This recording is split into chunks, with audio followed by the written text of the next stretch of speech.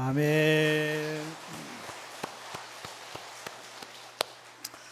예, 나의 나 된 것은 다 하나님의 은혜입니다. 오늘 찬양대의 찬양이 사실 오늘 설교 주제하고 같이 연결이 되어 있거든요. 오늘 말씀은 스데반이 전한 복음, 아브라함의 믿음에 대한 말씀입니다. 스데반이 어떤 사람입니까? 스데반은 우리 기독교 역사에서 첫 번째 순교자의 자리에 있었던 분이죠. 스데반이 7 집사님으로 선출될 때 그분 중에 한 분, 아무나 선출된 게 아니잖아요.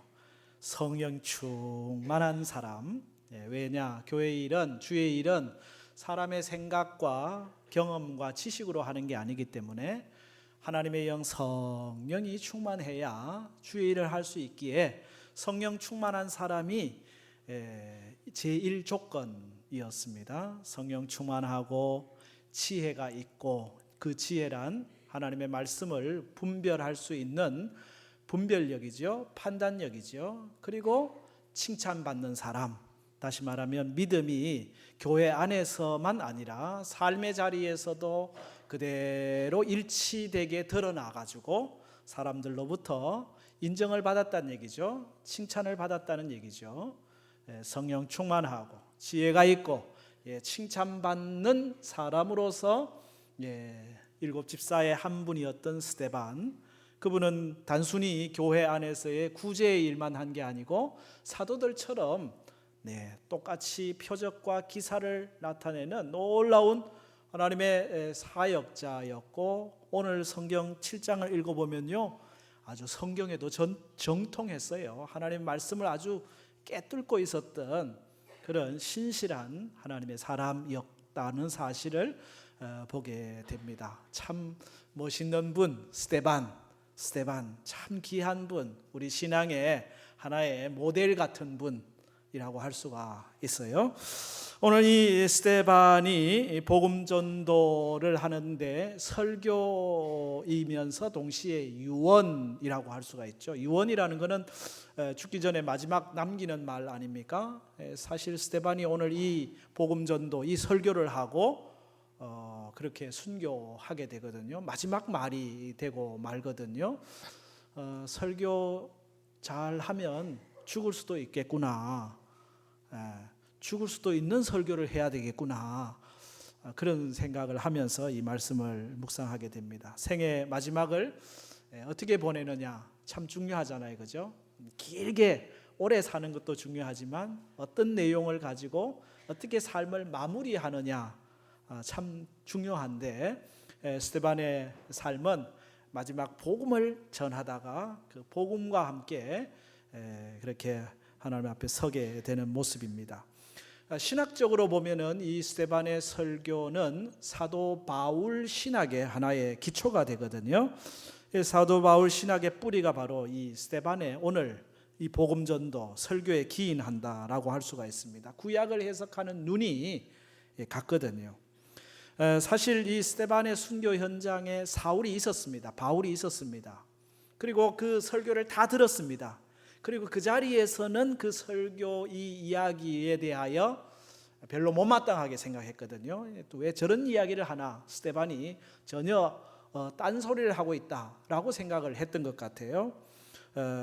이 설교의 내용은 쭉 구약을 전체 훑어내는 내용이었어요. 그래서 아브라함에서부터 시작해가지고 이삭과 야곱의 이야기, 요셉 이야기, 그리고 모세를 통한 출애굽과 율법의 이야기, 여호수아의 가나안 정복, 그리고 이 열왕기 시대의 다윗과 솔로몬을 통한 성전 시대의 이야기, 그리고 에스겔과 말라기 시대의 이 성전 예배에 대한 부분까지 구약 전체를 쭉 관통하고 있는 것이 오늘 이 스데반 복음 전도 설교의 핵심입니다.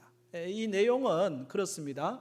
그 당시 유대인들이 대단히 소중하게 생각하고 있었던, 대단히 중요하게 붙들고 있었던, 그것이 우리의 신앙이요, 우리의 삶이요, 우리의 내용이라고 붙들고 있었던 것을 흔들어 놓는 그런 사건입니다. 그들에게는 아브라함이 우리의 조상이고 할례를 받음으로 우리는 선민이 되었고, 그 선민 의식 속에서 우리에게는 율법이 있고, 그 우리에게는 성전이 있고, 그래서 그것으로 말미암아 구원을 받는다고.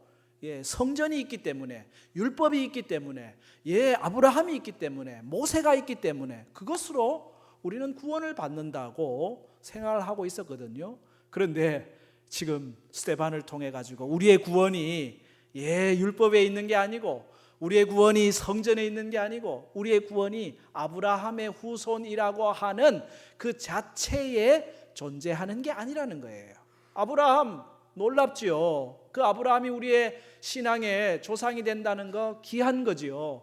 그러나 그 자체만으로 우리가 구원을 얻을 수 있다고 하는 사실은 아니다라고 하는 점을 설교하니까 거기에 있던 사람들이 아주 화가 난 거예요. 분이 난 거죠.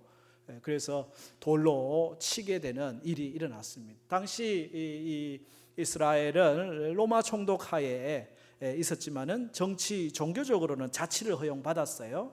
그러나 사람의 죽고 사는 문제를 다 권위를 부여받지는 않았어요. 그런데 지금 돌발 상황이 생긴 겁니다. 스데반이 순교하게 되는 겁니다. 이 일에 사울도 같은 생각이었다 하는 게 사도행전 8장 1절에 나오죠. 사울이 그의 죽임 당함을 마땅히 여기니라. 마땅히 여겼어요. 그런데 바울이 여러분 다메섹 도상에서 예수님을 만나게 되고 그의 삶이 180도 바뀌게 되니까 그의 생각이 스데반의 생각과 일치하게 되는 겁니다. 스데반이 구약을 보았던, 하나님의 말씀을 보았던 그 눈을 그대로 이어가지고 아브라함을 보고, 그 눈으로 율법을 보고, 그 눈으로 모세를 보고, 그 눈으로 성전을 보게 되고 새롭게 보게 되는 거거든요. 스데반은 지금 예수 그리스도의 복음을 한 번 전하고 어찌면 모든 사람들이 다 배척한 것처럼 보여지지만, 그러나 그 하나님의 선포된 말씀은 이 사울에게 들어가 가지고 그 말씀 속에 역사돼 가지고 바울을 통해 가지고 오늘 우리가 이 복음의 핵심을 구약을 통하여 확인하게 되는, 스데반의 설교가 다시 바울에게서 되살아나게 되는 그런 경험을 하게 되는 겁니다. 그러고 보면 하나님의 말씀은 사라지는 게 아닙니다. 하나님의 말씀은 살아있고 운동력이 있어서 좌우의 날선 어떤 검보다 더 예리한 하나님의 말씀, 이 말씀에는 생명이 있기 때문에 이 말씀은 그냥 한번 뿌려지고 사라지는 게 아니고 언젠가는 거기에서 생명이 나서 놀라운 결실을 맺는다라고 하는 사실이죠. 이사야 55장에 보면은 선지자 이사야를 통해서 이렇게 말씀합니다. 비와 눈이 하늘에서 내려서는 다시 그리로 가지 아니하고 토지를 적시어서 싹이 나게 하고 열매를 맺게 하고 파종하는 자에게 종자를 주고 먹는 자에게 양식을 주는 것 아니냐. 동시에 하나님의 말씀도 우리에게 선포되면 그 말씀이 우리의 삶 가운데서 역사돼 가지고 하나님의 뜻을 이루고 하나님께서 열매를 맺게 하시고 그 말씀이 우리를 새롭게 한다고 하는 사실이거든요. 때를 얻든지 못 얻든지 주의 말씀을 전하는 은혜가 있기를 바랍니다. 이 말씀은 놀라운 역사를, 스데반이 이 말씀을 전하고 순교하고 이 말씀이 아무 열매도 없이 사라지는 것 같지만 아니요, 그냥 그 자리에서 서서 구경꾼으로 있었던 바울의 내리 속에 그 말씀이 심겨졌고 훗날 바울 신학의 기초가 되어가지고 이 스데반의 설교가 바울 복음의 아주 기초가 되는 가장 중요한 메시지의 원초가 되는 사실을 보게 되는 겁니다. 스데반의 이 복음 전도가 시작되는 계기가 오늘 1절 말씀에 나와 있어요. 1절에 대제사장이 이르되 이것이 사실이냐 질문으로 시작하고 있죠. 뭐가 사실이냐는 겁니까? 지난 시간 우리 공부한 것처럼 스데반을 싫어하는 사람들이 이 스데반을 공회에 잡아왔습니다. 그리고 이 스데반을 없이 하기 위해서 거짓 증인들을 세웠습니다.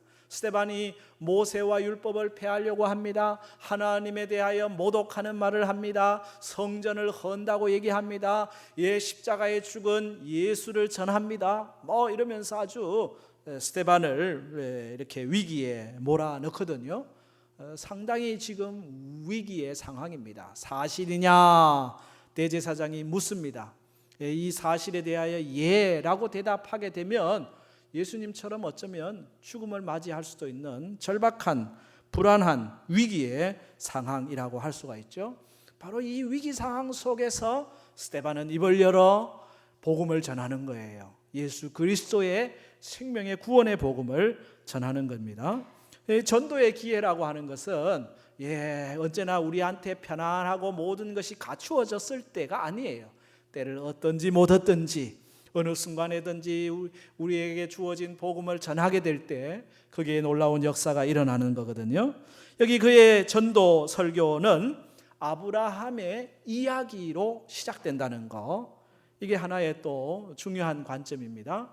여러분, 우리가 전도한다고 할 때 뭐 대단한 이야기, 하나님이 창조하시고 예수 그리스도가 어떻게 구원의 주가 되시는지 신학적으로 설명을, 성경적으로 설명을 해야 되느냐? 아니요, 그렇지 않아도 돼요. 이야기로 시작하면 됩니다. 오늘 여기 스데반 앞에 있는 많은 사람들은 다 유대인들이에요. 아브라함 이야기 모르는 사람 없고요, 요셉 이야기 모르는 사람 없어요. 그들의 삶 가운데 일하셨던 하나님의 역사, 모세 율법의 이야기를 모르는 사람이 없거든요. 그 이야기를 통해 가지고 복음을 전하기 시작하는 거예요. 복음 전하는 제일 좋은 방법은 여러분의 이야기를 하는 겁니다. 내가 예수를 믿기 전에는 이런 사람이었는데 예수 믿고 나서 내 안에 어떤 기쁨이 왔는지, 내 안에 어떤 소망이 생겼는지, 예수 믿으니까 얼마나 좋은지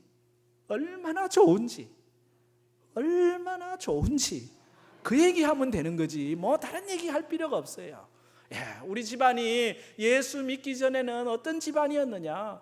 저희 아버님이 이제 8남매의 막내로 처음 예수를 믿기 시작했거든요. 다 우리 큰아버지들 다 예수 안 믿고 우리 뭐 늘 제사 드리는 그런 집안인데, 저희 아버님이 8남매의 막내로 총각 때 예수를 믿기 시작하고, 그 옛날에는 총각들 원래 집사 안 줬습니다. 근데 총각 집사가 돼가지고 얼마나 열심으로 신앙생활을 했는지. 우리 아버님의 신앙이 그 다음 우리 사촌들 다 아랫대에 다 예수 믿게 되고, 그 아랫대가 예수 믿으니까 자연스럽게 위로 올라가더라고요. 올라가가지고 뭐 제사를 드려야 되는데 아랫대가 다 제사 드릴 준비를 안 하니, 야 니들 하자는 대로 하자 이래가지고 제사가 추도 예배로 바뀌고, 그래가지고 우리 뭐 사촌들, 우리 뭐 아버님이 8남매니까 얼마나 많습니까? 그 중에 장로도 나오고 목사도 나오고 집사도 권사도 나오고, 이 집안이 다 예수 믿게 되는 놀라운 은혜의 역사가. 지금도 이래 정말 8남매의 막내, 제일 뭐 가난하고 아무것도 아니었는데 제일 복 받은 집이 누구냐 묻는다면은 이제 우리 아버님 집안이 다 복을, 예수 믿고 복 받은 집이라고 뭐 딴 얘기 할 필요가 없어요. 그냥 아시지요? 그러면 다 아는 얘기가, 우리의 이야기를 통해 가지고 복음을 전하는 거잖아요. 여기 아브라함의 이야기를 스데반이 이제 하는 겁니다. 아브라함의 이야기를 통해 가지고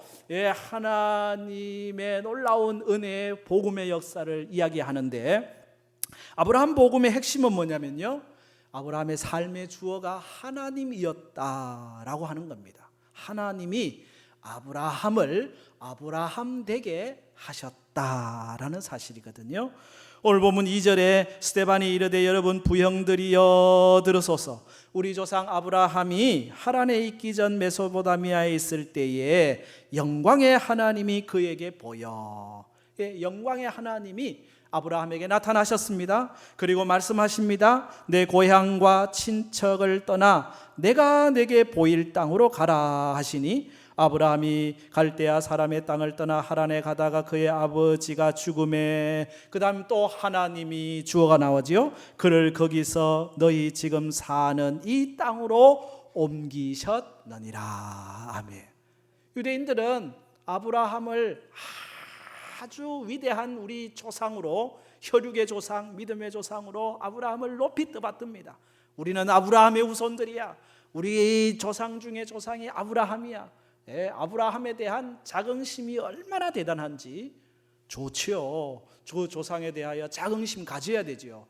그런데 그 자긍심이 넘어서 어디로 가냐? 자만심으로 가는 겁니다. 우리는 아브라함의 후손이니까 자연히 구원을 받는 백성이고, 아브라함의 후손이 아닌 저 사람들은 다 하나님의 구원에서부터 소외된 사람들이고, 우리만 구원받고 우리만 율법 받고 우리만 이 선민으로서 하나님의 놀라운 은혜에 속해 있다고 하는 잘못된 구원관, 잘못된 신앙관을 갖고 있었거든요. 스데반은 우리의 구원이 아브라함이라고 하는 혈육에서 온 게 아니라는 거예요. 아브라함이 위대하고 아브라함이 중요하지만은 아브라함을 아브라함 되게 하신 분이 누구시다? 하나님이시라는 거예요. 하나님이 아브라함을 찾아오셨고, 하나님이 아브라함을 부르셨고, 하나님이 아브라함을 인도하셨고, 하나님이 아브라함에게 복의 권은 삼으셨고, 하나님이 아브라함에게 이 약속의 땅 가나안을 주셨고, 아브라함이 위대해요. 아브라함 대단한 분 맞아요. 그런데 그 대단한 아브라함을 아브라함 되게 하신 분은 영광의 하나님. 그러니 아브라함 자랑할 게 있어요? 아브라함의 후손이라고 자랑할 게 있어요? 물론 귀해요. 중요해요. 그러나 우리의 자랑은 아브라함이 아니라 아브라함 되게 하시는 하나님이 우리의 자랑이요, 하나님이 우리의 노래요. 모든 것이 하나님의 은혜입니다. 오늘 우리 찬양대 찬양하죠. 모든 것이 하나님의 은혜입니다. 아브라함, 열방의 아버지 삼으신 분이 하나님이시잖아요. 사울을 바울로 바꾸신 분이 하나님이시잖아요. 오늘 우리의 삶을 오늘 하나님의 자녀로 살아가게 하시는 분이 하나님이시잖아요. 주도권이 하나님에게 있다라는 사실이거든요. 성지순례를 해보면은 사도 바울의 발자취를 밟게 돼요. 그래서 터키, 그리스, 이태리, 로마까지 쭉 밟다 보면요, 2000년 전에 복음을 위해서 얼마나 고생을 했겠는지 그 긴 거리를 걸어서 또는 배를 타고, 참 요즘은 교통도 좋아가지고 차편도 좋아서 그렇게 다니는데, 그 옛날에 참 그 흔적을 밟아 가노라면은 정말 위대하다 막 입에서 저절로 사도 바울의 헌신, 눈물, 땀방울, 그 수고가 막 가슴에 와요. 마지막 그의 순교의 현장에 도달하면은 바울이 너무 커 보이는 거예요. 그런데 그 자리에서 또 하나 깨닫는 것은 바울을 바울되게 하신 하나님의 은혜와 사랑이 얼마나 큰지를 발견하게 됩니다. 하나님의, 예수님의 그 십자가 사랑에 메인바 돼가지고 내가 그 사랑에 응답하지 않을 수 없노라, 그의 모든 생을 불태웠게 했던 그 하나님의 사랑, 그 예수님의 은혜가 또 한 번 경험되어지는 것을 생각하게 되거든요. 여러분, 아브라함에게는 하나님이 있었습니다. 아브라함의 하나님이 오늘 우리의 하나님이고 나의 하나님이십니다. 우리를 인도하시고 우리를 이끄시고 우리를 복의 근원 삼으시는 분이 하나님이십니다. 그 하나님을 우리가 붙들어야지 아브라함을 붙들어서 될 일이 아니다는 사실이죠. 영광의 하나님, 그 하나님이 오늘도 우리를 통하여 놀라운 일을 행하신다고 하는, 아브라함을 붙잡고 있는 지금 모든 유대인들에게 아브라함이 아니라 아브라함을 아브라함 되게 하신 하나님을 붙잡자. 영광의 주, 그 하나님이 주인공이시다. 주도권은 하나님께 있다. 그 사실을 스데반은 이 복음 가운데 전하고 있다라고 하는 사실입니다. 우리의 구원은 우리의 의로움 때문이 아닙니다. 오늘 우리의 선함과 의로움 때문에 내가 하나님의 놀라운 은혜를 받은 게 아니에요. 우리를 불쌍히 여기시는 하나님의 사랑 때문이죠. 우리가 목사가 되고 장로, 집사, 권사, 직분을 받은 것, 우리가 하나님 앞에서 더 많이 충성했기 때문입니까? 아니에요. 오히려 더 하나님이 불쌍히 여기셔서, 저 직분이라도 줘야 믿음 생활 제대로 할 것 같다 싶어가지고 직분 주시는 거죠. 일 주시는 거죠. 우리를 위해서 어쩌면 일 주시는 거예요. 지난번 노예 훈련은 우리 부목사님들 수련회를 하면서 필름 포럼에서 야곱 신부의 편지라고는 영화를 함께 보고 토론하는 시간을 가졌거든요. 근데 사실 이제 이분은 루터교 신부님이니까 목사라고 번역하는 게 맞죠. 개신교 니까 그래서 야곱 목사의 편지라고 하는 게 맞을 것 같습니다. 이분은 나이 들어서 앞이 보이질 않아요. 그분은 이제 편지가 오면은 그 편지에 대하여 기도하고 답장 써주는 게 자기의 남은 생애의 사역, 사명이었어요. 혼자 못하니까 누군가가 그 편지를 대신 읽어주고 그러면 그것을 위해서 기도하고 또 그 편지에 대하여 답장을 쓰면 누군가가 대신 써서 보내주는 그런 사역을 해요. 근데 이제 홀로 이분이 남게 되지요. 누군가가 도움이 필요한데 살인 혐의로 복역하다가 가석방된 레일라라 하는 사람이 어디 갈 데가 없어요. 그래서 이 목사님 돕는 일로 이제 오게 됩니다. 그리고 그곳에 있으면서 이제 편지 읽어주는 일을 하죠. 귀찮아요. 그러니 편지가 10통이 왔으면 한 2통만 읽어주고 없어요 하고는 안 읽어주는 거예요. 없어요? 이상하다 하면서도 뭐 없다고 하니까 할 수 없죠. 뭐 아빠 안 보이니까. 근데 이제 세월이 이제 그러니까 편지가 계속 오고 답장이 가야 또 편지가 올 텐데 이게 편지가 제대로 안 읽어지고 잘 답장이 안 가고 이러니까 편지가 줄기 시작하고 어느 날부터는 편지가 안 와요. 편지 온 게 없냐고 없다고 온 게 없냐고 없다고. 그러니 목사님이 점점 몸이 쇠약해지고 약해져 가요. 그러면서 스스로 그런 생각을 해요. 내가 하나님을 위하여 이 성도들의 편지를 읽고 기도하고 답장을 써준다 생각했는데 이게 하나님을 위한 일이 아니라 하나님이 오히려 나를 위하여 이 일을 하게 하셨구나. 내가 이 일이 없어지니까 몸이 약해지고 낭망이 되고 내가 살 소망도 없어지고 있는데 이 일을 주신 일이 내가 하나님을 위한다라고 생각한 일인데 그게 아니라 오히려 하나님이 나를 위하여 이 일을 하게 하셨구나. 그러면서 하나님이 내게 직분 주신 거, 목사 직분 주신 거 이건 성도를 위해서 하나님을 위해서라기보다는 어쩌면 나를 위해서 하나님이 내가 영적으로 더 서도록 하시기 위한 하나님의 은혜로구나. 자랑할 게 있어요? 없어요. 우리가 아브라함 자랑할 것도 없고요. 내 의로움, 내 능력, 내 수고, 내 헌신 자랑할 게 없다는 겁니다. 모든 게 뭐예요? 하나님의 은혜다. 우리의 삶의 주어가 되시는 하나님, 우리의 삶의 주도권이 되시는 하나님, 그걸 깨닫는 것이 복음이고 그걸 깨닫는 것이 믿음입니다. 아브라함은 내 삶의 주도권이 하나님께 있다라는 사실을 확신하고 믿었기 때문에 그의 장점은 뭐냐면요, 하나님께 모든 걸 맡기는 겁니다. 절대 신앙으로 응답하는 것, 이게 아브라함의 믿음 장점이죠. 왜? 하나님이 절대 사랑으로 다가오시니까 거기에 대하여 하나님 제가 절대 순종하겠습니다. 제가 절대 헌신하겠습니다. 제가 절대 희생하겠습니다. 거기에 하나님이 절대 축복을 내리시는 거예요. 이 절대 신앙이잖아요. 너는 너의 고향 친척 아비집을 떠나 내가 내게 보여줄 땅으로 가라 말씀하실 때 순종하는 겁니다. 맡기는 거죠. 왜? 하나님이 내 삶의 주어니까. 하나님이 내 삶의 주어니까. 여러분이 무엇 때문에 염려하시나요? 무엇 때문에 걱정하고 계시나요? 그 염려와 걱정의 이유가 내가 내 삶을 내가 원하는 대로 내 삶을 이끌어 가려고 하는 데 있지 않았나요?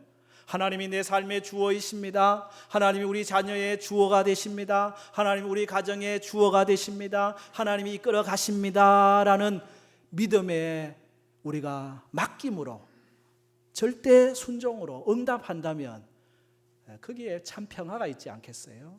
아브라함의 신앙은 오직 하나님이 주어가 되시고 주도권을 갖고 계시고 나는 거기에 순종할 따름입니다. 그게 아브라함의 믿음으로 같은 거죠.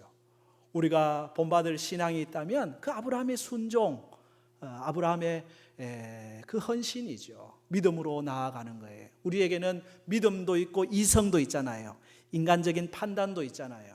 여러분, 하나님은요 모든 걸 다 보여주고 가라고 말씀하지 않으셔요. 오늘 말씀에도 보니까 이에 아브라함이 여호와의 말씀을 따라갔다 얘기했는데 내가 보여줄 땅, 그 땅이 어디라고 명시하고 보낸 게 아닙니다. 네가 가면 그러면 그때 하나님이 또 보여주시겠다, 그렇게 말씀하고 있거든요.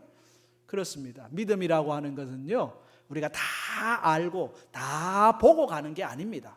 비록 지금 우리 눈에 보이지 않아요. 지금 우리 눈에 잡히지 않아요. 아무것도 보이지 않지만 믿음만을 가지고서 늘 걸으며, 우리 귀에 아무 소리 들리지 않아도 믿음만을 가지고서 하나님이 내 삶의 주어가 되시고 우리를 이끄신다고 하는 그 확신을 가지고 한 걸음 한 걸음 믿음으로 가다 보면은 그곳에 하나님이 예비하신 은혜가 있는 것이거든요. 히브리서 11장 8절에 아브라함의 믿음을 이렇게 소개합니다. 믿음으로 아브라함은 부르심을 받을 때에 순종하여 장래의 유업으로 받을 땅에 나아갈새 갈 바를 알지 못하고 나아갔으며. 이게 믿음이에요. 갈 바를 알지 못하지만 그러나 하나님 말씀하시니까 믿음으로 발을 옮깁니다. 순종하는 거죠. 그게 기적이 일어나고 놀라운 역사가 일어나는 거잖아요. 나하만 장군이 요단강 7번 들어가라 씻어라, 그 말씀에 순종하니까 기적이 일어나는 거예요. 가나 혼인 잔치에 아구까지 물을 채워라, 떠다가 연회장에 갖다 주라, 순종하니까 그게 기적이 일어나는 거예요. 하나님께서 오늘 우리의 삶 가운데 역사하실 때 하나님이 내 삶의 주어가 되십니다. 하나님께 모든 걸 맡기고 절대 믿음으로 나아가십시오. 그게 기적의 놀라운 역사가 일어나게 된다는 사실이죠. 아브라함에게 하나님은 약속의 하나님이셔요. 약속하신 대로 이끄시는 하나님이셨다는 거예요. 5절 말씀부터 보면, 그러나 여기서 발붙일 만한 땅도 유업으로 주지 아니하시고 다만 이 땅을 아직 자식도 없는 그와 그의 후손에게 소유로 주신다고 뭐 하셨어요? 약속만 하셨어요. 하나님이 또 이같이 말씀하시되 그 후손이 다른 땅에서 나그네가 되리니 그 땅 사람들이 종으로 삼아 400년 동안을 괴롭게 하리라 하시고, 또 이르시되 종 삼는 나라를 내가 심판하리니 그 후에 그들이 나와서 이곳에서 나를 섬기리라 하시고, 하나님이 다 미리 약속하고 계시거든요. 지금 아무것도 눈에 보이는 게 없어요. 아무것도 없어요. 보이는 땅도 없어요. 그런데 너 후손에게 이 땅을 주겠다. 근데 그 후손이 있나요? 미안하게도 아브라함의 아내 사라는 아이를 낳지 못하는 상황에 있었는데 네 후손에게 이것을 주겠다. 믿음으로 바라보는 거죠. 약속하신 하나님을 믿음으로 응답하는 거죠. 400년 동안 종살이 할 거다. 그런데 그 400년 종살이 가운데서 하나님이 심판하고 건져내실 거다. 자유를 주실 거다. 해방을 주실 것이다. 약속하신 대로 행하시는 하나님, 약속하신 대로 행하시는 하나님, 아브라함이 경험한 하나님이라고 하는 사실입니다. 사랑하는 성도 여러분, 오늘 우리가 자랑할 것이 있습니까? 우리가 붙들 것이 아브라함인 것 같지만 아니요, 아브라함을 아브라함 되게 하신 하나님을 우리가 붙들어야 된다는 거예요. 오늘 우리 가운데 구원의 역사를 이루시는 하나님이 우리의 주도권을 갖고 계신다는 사실을 믿음으로 고백해야 한다라는 사실입니다. 이것이 오늘 스데반이 전하려고 하는 메시지의 핵심입니다. 아브라함의 믿음이란 철저하게 하나님께 자기의 인생을 맡기는 것이고 순종하는 것이고 그 약속을 믿고 나아가는 것이었다는 사실입니다. 아브라함을 아브라함 되게 하시는, 아브라함을 부르신 하나님, 아브라함을 인도하신 하나님, 아브라함을 통하여 놀라운 역사를 보여주신 그 하나님, 그 하나님께 우리의 삶의 주도권도 맡기고 그 하나님을 붙잡고 살아가는 삶, 그것이 복되다는 거예요. 아브라함을 아브라함 되게 하신 하나님이 훗날 예수 그리스도를 통하여 우리에게 구원의 역사를 또한 허락하셨다고 하는 사실을 선포하고 있습니다. 오늘 우리가 자랑할 게 뭐가 있어요? 아무것도 없어요. 다 모든 것이 하나님의 은혜입니다. 아브라함이 자랑할 게 있어요? 없어요. 왜? 하나님이 주도권을 가지고 하나님이 찾아오시고 하나님이 일하셨으니까. 오늘 우리의 고백도 동일한 것입니다. 우리가 하나님 자녀된 것, 우리가 복음을 받은 것, 오늘 살아가고 있는 모든 것 다 하나님의 은혜입니다. 늘 그 고백을 가지고 하나님께서 우리 가정의 주인 되시고 주도권을 가시도록 맡겨드려요. 순종해요. 하나님이 선하게 인도하실 줄로 믿습니다. 은혜로 약속으로 인도하실 줄로 믿습니다. 복으로 인도하실 줄로 믿습니다. 아멘.